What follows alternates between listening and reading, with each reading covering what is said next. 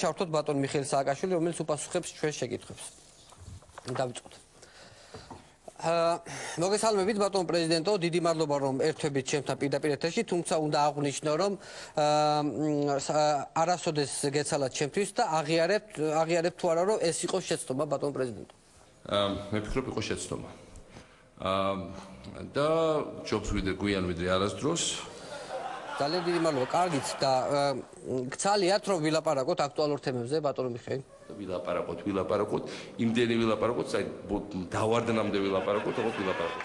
გასაგებია.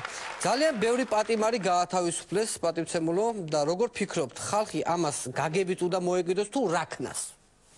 აღას ეს ჩემო. ხალხს რასაც ჭირდება, ის უნდა გავაკეთოთ, კაცო. ხალხმა გადაწყვიტოს.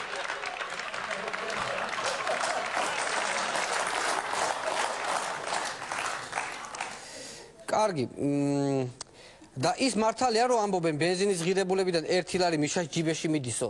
პატარა ბავშვი რო გააჩერო ქუჩაში ზუგდიდში არ თბის საწყე 5 წლის ბავშვი ამას გეტყვის.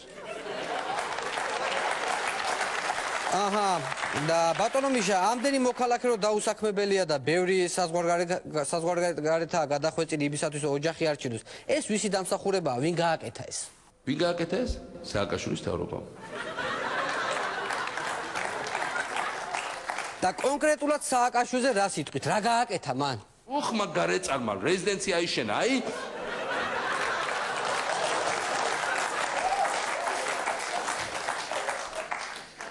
კარგით.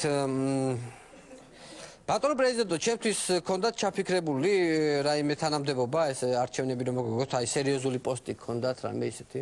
თავდაცვის მინისტრის პოსტი, იუსტიციის მინისტრის პოსტი, შინაგან საქმეთა მინისტრის პოსტი. ძალიან კარგი პოსტებია, მადლობთ.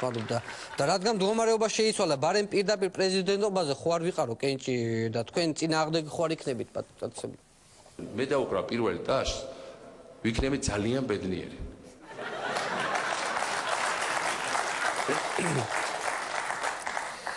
და მე თუ პოლიტიკაში წავედი, ბატონო მიშა, ჩემი ბენდის თამუნას რა უყო? ხალი ზესტაფონიდან ჩამოვიდა, ეხლა ამდენი იშომა და რა უყო მას?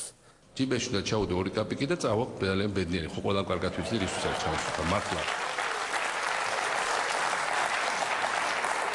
გასაგებია. და ჩემმა სცენარისტებმა რა ქნა, ბატონო პრეზიდენტო, კონდეს კიდე თქვენი იმედი? საქმე აკეთეთ რა.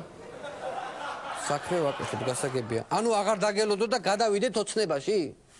მე ხარ დაახვედა კიდე დროს. რა ვქნათ? მე ხარ დაახვედა კიდე დროს. ბატონო პრეზიდენტო, დაიცა რაღაც ბატონო რა ვთქი ახლა ისეთი ვარ, რა ყველას უნდა ეფერო ამ ქალაქში მოკლედ. აღარ შეიძლება ასე თქვა.